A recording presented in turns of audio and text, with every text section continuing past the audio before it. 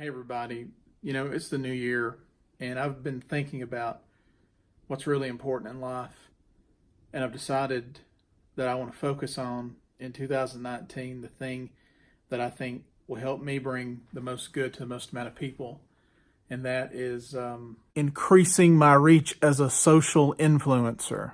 So towards that end, I've been thinking about a new slang term that I want to induce? That's too violent. Introduce into the language.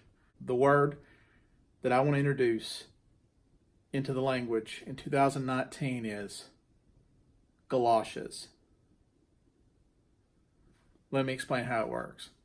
So let's say that you're going to go to Capistrano to see the swallows come in, or do they leave? I don't know what they do, but I know that Capistrano is involved in some way. And your friend asks, were there a lot of birds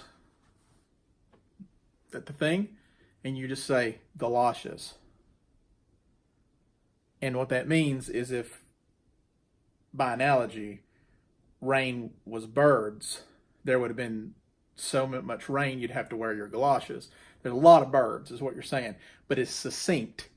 It is abbreviated because our life is so fast paced, so you don't have time to say everything I just said.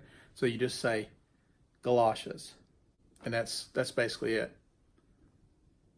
So I've also sort of expanded it a little because I have access to the most advanced linguistic computer that's known to man, the human brain. I ran some simulations. If you're doing a lot of something, let's say that you're making cookies and you're just making a bunch of cookies, and somebody is like, hey, did you make a lot of cookies? And you just say, I was loshing.